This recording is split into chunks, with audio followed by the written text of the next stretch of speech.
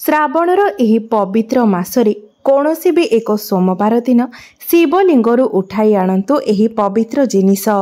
ଭଗବାନ ଭୋଳାନାଥଙ୍କ କୃପାରୁ ଜୀବନର ସମସ୍ତ ଦୁଃଖ କଷ୍ଟରୁ ମିଳିଯିବ ମୁକ୍ତି।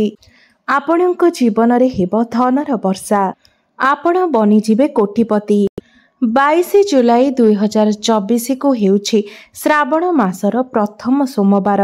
ଭଗବାନ ଭୋଳାଶଙ୍କର ଏହି ଶ୍ରାବଣ ମାସରେ ଆମର ଭୂଲୋକକୁ ଅବତୀର୍ଣ୍ଣ ହେବେ। ତେବେ ଏହି ବର୍ଷ ଯେଉଁ ଶ୍ରାବଣ ମାସ ତାହା ଜୁଲାଇ 22 ତାରିଖରୁ ଆରମ୍ଭ ହେବ ଏବଂ ଅଗଷ୍ଟ 19 ତାରିଖରେ ଶେଷ ହେବ। ଏବଂ ଏହି ବର୍ଷ ଶ୍ରାବଣ ମାସର ବିଶେଷତ୍ୱ ହେଉଛି ଶ୍ରାବଣ ମାସଟି ଆରମ୍ଭ ହେଉଛି ସୋମବାରରେ ଏବଂ ଶେଷ ମଧ୍ୟ ହେଉଛି ସୋମବାରରେ। ବନ୍ଧୁମାନେ, ଶ୍ରାବଣର ପବିତ୍ର ମାସଟି ଭଗବାନ ଭୋଳାଶଙ୍କରଙ୍କୁ ଅର୍ପିତ ଅଟେ। କୁହାଯାଇଥାଏ ଯେ ଯେଉଁ ବ୍ୟକ୍ତି ଏହି ଶ୍ରାବଣ ମାସରେ ସଚ୍ଚା ହୃଦୟରେ ବିଧିବିଧାନ ପୂର୍ବକ ଭଗବାନ ଭୋଳାଶଙ୍କରଙ୍କର ପୂଜାର୍ଚ୍ଚନା କରିଥାଏ, ଭଗବାନ ଭୋଳାଶଙ୍କର ସେହି ବ୍ୟକ୍ତିଙ୍କର ସମସ୍ତ ମନସ୍କାମନାକୁ ପୂର୍ଣ୍ଣ କରିଥାନ୍ତି।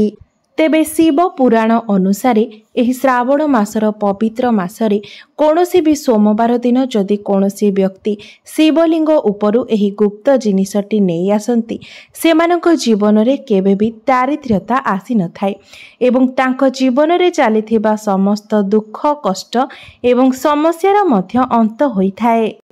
ଆପଣମାନେ ନିଶ୍ଚୟ ଦେଖିଥିବେ, ଯେଉଁମାନେ ଶିବ ଭକ୍ତ ହୋଇଥାନ୍ତି ସେମାନେ ଏହି ଶ୍ରାବଣ ମାସରେ ପ୍ରଭୁ ଶିବ ଶଙ୍କରଙ୍କୁ ବିଭିନ୍ନ ରୀତିନୀତିରେ ପୂଜା ପାଠ କରିଥାନ୍ତି ଏବଂ ଭଗବାନ ଭୋଳାଶଙ୍କରଙ୍କର ଭକ୍ତିରେ ଲୀନ ହୋଇଯାଇଥାନ୍ତି। ଭଗବାନ ଶିବ ଶଙ୍କରଙ୍କ ଉପରେ ଜଳ ଅର୍ପଣ କରିଥାନ୍ତି, ବିଭିନ୍ନ ଉପାୟର ପାଳନ କରିଥାନ୍ତି ଏବଂ କାଉଡ଼ି ଯାତ୍ରା ମଧ୍ୟ କରିଥାନ୍ତି, ଯାହାଫଳରେ ସେମାନଙ୍କୁ ଭଗବାନ ଭୋଳାଶଙ୍କରଙ୍କର ଆଶୀର୍ବାଦ ମିଳିପାରୁ। ଏବଂ ଶ୍ରାବଣ ମାସର ପ୍ରତ୍ୟେକ ସୋମବାରର ଏକ ଅଲଗା ଏବଂ ବିଶେଷ ମହତ୍ତ୍ୱ ରହିଥାଏ। ମାନାଯାଏ ଯେ ଏହି ଶ୍ରାବଣ ମାସରେ ପ୍ରତ୍ୟେକ ସୋମବାରରେ ଯେଉଁ ବ୍ୟକ୍ତି ଭଗବାନ ଭୋଳାଶଙ୍କରଙ୍କ ନିମନ୍ତେ ବ୍ରତ ପାଳନ କରିଥାନ୍ତି, ତ ଭଗବାନ ଭୋଳାଶଙ୍କରଙ୍କର କୃପା ସେହି ବ୍ୟକ୍ତିଙ୍କ ଉପରେ ସର୍ବଦା ରହିଥାଏ। ସ୍ୱୟଂ କାଳ ମଧ୍ୟ ସେହି ବ୍ୟକ୍ତିଙ୍କର କୌଣସି କ୍ଷତି କରିପାରିନଥାଏ। ଭଗବାନ ଭୋଳାନାଥଙ୍କର କୃପାରୁ ସେହି ବ୍ୟକ୍ତିଙ୍କ ଜୀବନରେ ଏକ ସକାରାତ୍ମକ ପରିବର୍ତ୍ତନ ହୋଇଥାଏ ଏବଂ ସମସ୍ତ କାର୍ଯ୍ୟରେ ସେହି ବ୍ୟକ୍ତିଙ୍କୁ ସଫଳତା ମଧ୍ୟ ପ୍ରାପ୍ତ ହୋଇଥାଏ। ମାତ୍ର ଯଦି ଆପଣ ଶ୍ରାବଣ ମାସର ପ୍ରତ୍ୟେକ ସୋମବାରରେ ଭଗବାନ ଭୋଳାଶଙ୍କରଙ୍କ ପାଇଁ ବ୍ରତ ରଖିପାରିବେ ନାହିଁ, ତେବେ ଯଦି କୌଣସି ବି ଗୋଟିଏ ସୋମବାର ଦିନ ଆପଣ ଭଗବାନ ଶିବଙ୍କ ମନ୍ଦିରକୁ ଯାଇ ଶିବଲିଙ୍ଗରୁ ଏହି ଗୋଟିଏ ଜିନିଷ ନେଇ ଆସୁଛନ୍ତି ଏବଂ ଆପଣଙ୍କର ଘରେ ରଖିଦେଉଛନ୍ତି, ଯାହା ବିଷୟରେ ଆଜି ମୁଁ ଆପଣଙ୍କୁ ଏହି ଭିଡ଼ିଓଟିରେ କହିବାକୁ ଯାଉଛି, ତେବେ ବନ୍ଧୁମାନେ ଏହାଦ୍ୱାରା ଆପଣଙ୍କ ଗୃହରେ କେବେ ବି ଧନ ଧାନ୍ୟରେ ଅଭାବ ହୋଇନଥାଏ। ଏହା ସହିତ ଆପଣଙ୍କୁ ଆପଣଙ୍କ ଜୀବନରେ ଚାଲିଥିବା ସମସ୍ତ ଦୁଃଖ କଷ୍ଟ ଏବଂ ସମସ୍ୟାରୁ ମଧ୍ୟ ମୁକ୍ତି ମିଳିଯିବ।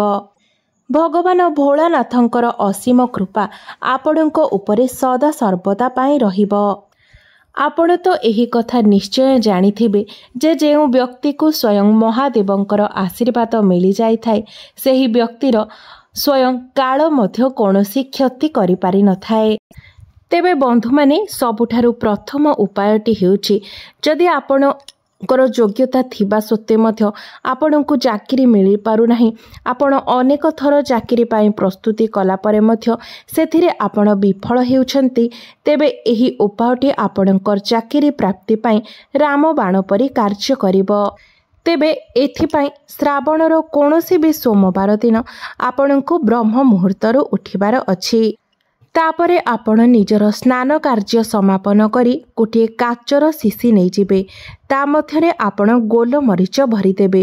ଏହି ଗୋଲମରିଚଟି ଭଗବାନ ଶିବ ଶଙ୍କରଙ୍କର ଅତ୍ୟନ୍ତ ପ୍ରିୟ ହୋଇଥାଏ। ଭଗବାନ ଶିବ ଶଙ୍କରଙ୍କର ପୂଜାରେ ଯଦି ଗୋଲମରିଚର ବ୍ୟବହାର କରାଯାଏ, ତ ସେହି ପୂଜାଟି ଶୀଘ୍ର ହିଁ ସଫଳ ହୋଇଥାଏ। तापरे आपण गोटे लोटारे जल भरी नियंतु एवं सेथिरे किछि गंगा जल मिसाई दियंतु। तापरे सेही एक लोटा जल एवं सेही गोलमरीचर शीशी को ने आपण कोनोसी भी शिव मंदिर को जांतु। तापरे आपण शिवलिंग रे उत्तर दिग को मुख करी सेही समस्त जल को शिवलिंग उपरे अर्पण करंतु। जेतेबेले आपण संपूर्ण जल अर्पण करि सारिबे तापरे सेही शिशिटी को आपण शिवलिंग रे छुआई निज घर को नहीं आसंतु। तापरे सेही गोलमरीचर शीशी को आपण निज पूजा घरे रखी दियंतु। एवं जेतेबेले भी आपण कोनोसी इंटरव्यू पाई जाउछंती किंबा कोनोसी भी कॉम्पिटिटिव एग्जाम देबा पाई जाउछंती सेतेबेले सेही गोलमरीच शीशी रु गोटे गोलमरीच आपणकर पॉकेट रे रखिकी जांतु। एवं तापरे आपण इंटरव्यू किंबा एग्जाम देबा पाई जांतु। देखिबे चाकरी मिलिबारे आपणकर जे बाधा विघ्न सृष्टि हेउथिला सेही बाधा विघ्न आउ आपणक पाई आसीबो नाही एवं आपणक योग्यता अनुसारे आपणको चाकरी मध्य प्राप्त होई जिवो। तेबे बंधु माने सबुठारु गुरुत्वपूर्ण कथा हेउची आपण जेउ भी उपाय पालन करूछंती सेही उपायटी रे आपणकर संपूर्ण रूप रे श्रद्धा भक्ति एवं विश्वास रहिथिबा आवश्यक। आपण संपूर्ण श्रद्धा भक्ति एवं विश्वासर सहित जदि एही उपायटी पालन करंती तेबे निश्चित भाबरे आपणको चाकरी प्राप्त हेबो। द्वितीय उपायटी हेउची जदि आपण एही उपायटी को करि नियंती तेबे एहा द्वारा आपणक घरर उन्नति होइथाए। तेबे बंधु माने जदि आपणक गृहरे भगवान शिव शंकर एवं माँ पार्वतींकर मूर्ति किंबा फोटो नाही किंबा शिवंकर संपूर्ण परिवारर कोनोसी मूर्ति किंबा फोटो नाही तेबे आपण जदि एही श्रावण मासर पवित्र मासरे शिव शंकरंकर संपूर्ण परिवारर मूर्ति किंबा फोटो आपणकर गृहरे स्थापन करंती तेबे आपणक उपरे भगवान शिव शंकरंकर अशेष कृपा दृष्टि रहिथाए। आपणक गृहरे उन्नति हेबाको लागिबो एवं गृहर समस्त नकारात्मक शक्ति गुड़िक नष्ट होई गृहरे सकारात्मक ऊर्जार निर्माण हेबो। एमिति माना जाइथाए जे एही श्रावणर पवित्र मासरे जदि आपण भगवान शिव शंकरंकु रुद्राक्ष अर्पण करंती तेबे भगवान शिव शंकरंकर आशीर्वाद एवं कृपा आपणक उपरे सदा सर्वदा पाई रहिथाए। तेबे बंधु माने एही श्रावण मासर कोनोसी भी एक सोमवार दिन आपण एक रुद्राक्षर माळ एवं गोटे लोटा कंचा क्षीर नै शिव मंदिर को जांतु एवं प्रथमे आपण शिवलिंग रे एक लोटा कंचा क्षीर अर्पण करंतु। तेबे बंधु माने जेतेबेले आपण सबु क्षीर अर्पण करि सारुछंती तापरे एही रुद्राक्ष माळटी को शिवलिंग रे छुआई तापरे निजे सेही रुद्राक्षर माळ को धारण करंतु। एपरि करिबा द्वारा आपणको भगवान शिव शंकरंकर साक्षात कृपा प्राप्त होइथाए। माना जाइथाए जे जेतेबेले भगवान शिव शंकरंकर लुह एही भूलोकरे पड़िथिला सेतेबेले सेही लुह रुद्राक्षर रूप धारण करिथिला। तेबे आपण चाहिले सेही रुद्राक्षर माळ को धारण करि पारिबे एवं जदि चाहिबे तेबे सेही माळ को आपणकर पूजा घरे रखी प्रत्येक सोमवार दिन ताको पूजा मध्य करि पारिबे। एही उपायटी करिबा द्वारा आपणकर एवं आपणक परिवार रे समस्त सदस्य मानक जीवन रे एक सकारात्मक परिवर्तन आसीथाए। भगवान भोलानाथଙ୍କ आशीर्वादरु आपण माने आपणଙ୍କ जीवनरे बहुत आगको मध्य जाई पारिबे। बंधु माने जदि आपण जेते रोजगार कले मध्य आपणଙ୍କ पाखरे पैसा रहु नाही आपण माने सर्वदा आर्थिक समस्या रे घेरी होई रहुछंती आपणଙ୍କ उपरे ऋण करजर भार बढ़ी जाउछि एवं जेते चेष्टा कले मध्य आपण ऋण करज सुझिबाकू सक्षम होई पारु नाहंती तेबे श्रावणर एही पवित्र मासरे कोनोसी भी सोमवार दिन आपण एक डंबरू किनि नियंतु एवं सेही डंबरू को नै आपण भगवान भोला शंकरंकर मंदिर को जांतु। तापरे आपण सेही डंबरू को शिवलिंग रे छुआई निज पूजा घरे आनी रखी दियंतु एवं प्रत्येक सोमवार दिन धूप दीप दे सेही डंबरू को पूजा करंतु। ଏହି ଉପାୟଟି କରିବା ଦ୍ୱାରା ଆପଣମାନେ ଦେଖିବେ ଯେ ଧୀରେ ଧୀରେ ଆପଣ ଋଣ କରଜ ଶୁଝିବାକୁ ସମର୍ଥ ହେବେ। ଆପଣ ସମ୍ପୂର୍ଣ୍ଣ ରୂପରେ ଋଣ କରଜ ଭାରରୁ ମୁକ୍ତ ହୋଇଯିବେ। ଆପଣଙ୍କ ଗୃହକୁ ଧନ ଆସିବା ଆରମ୍ଭ ହୋଇଯିବ ଏବଂ ଆପଣଙ୍କର ସଞ୍ଚିତ ଧନରେ ବୃଦ୍ଧି ହେବାକୁ ଲାଗିବ।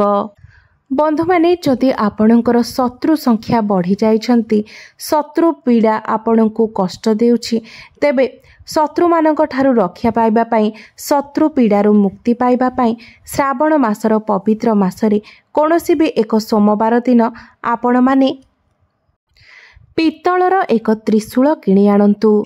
ତାପରେ ସେହି ତ୍ରିଶୂଳକୁ ନେଇ ଆପଣ ସୋମବାର ଦିନ ଶିବ ମନ୍ଦିରକୁ ଯାଆନ୍ତୁ ଏବଂ ଭଗବାନ ଶିବ ଶଙ୍କରଙ୍କର ଡାହାଣ ଚରଣରେ ଏହି ତ୍ରିଶୂଳକୁ ଛୁଆଇ ନିଜ ଘରକୁ ନେଇ ଆସନ୍ତୁ। ଏହି ଉପାୟଟି କରିବା ଦ୍ୱାରା ଆପଣଙ୍କୁ ଶତ୍ରୁ ପୀଡ଼ାରୁ ମୁକ୍ତି ମିଳିବ। ଶତ୍ରୁମାନେ ଆପଣଙ୍କର କୌଣସି କ୍ଷତି କରିପାରିବେ ନାହିଁ। ଯଦି ସେମାନେ ଆପଣଙ୍କର କୌଣସି କ୍ଷତି କରିବାକୁ ଚେଷ୍ଟା କରନ୍ତି, ତେବେ ଓଲଟା ସେଇମାନଙ୍କର ହିଁ କ୍ଷତି ହେବ।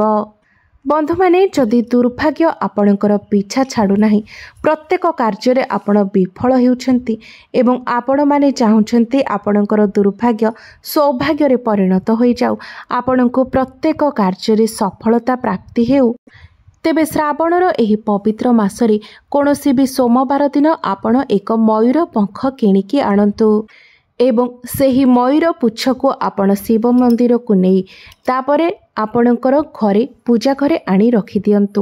ମାନାଯାଇଥାଏ ଯେ ଯଦି ଶ୍ରାବଣ ମାସରେ ଆପଣ ମୟୂର ପୁଚ୍ଛ ଆଣି ଆପଣଙ୍କର ଘରେ ରଖନ୍ତି, ତେବେ ଆପଣଙ୍କର ଭାଗ୍ୟୋଦୟ ହୋଇଥାଏ। ଆପଣଙ୍କର ଦୁର୍ଭାଗ୍ୟ ସୌଭାଗ୍ୟରେ ପରିଣତ ହୋଇଯାଇଥାଏ।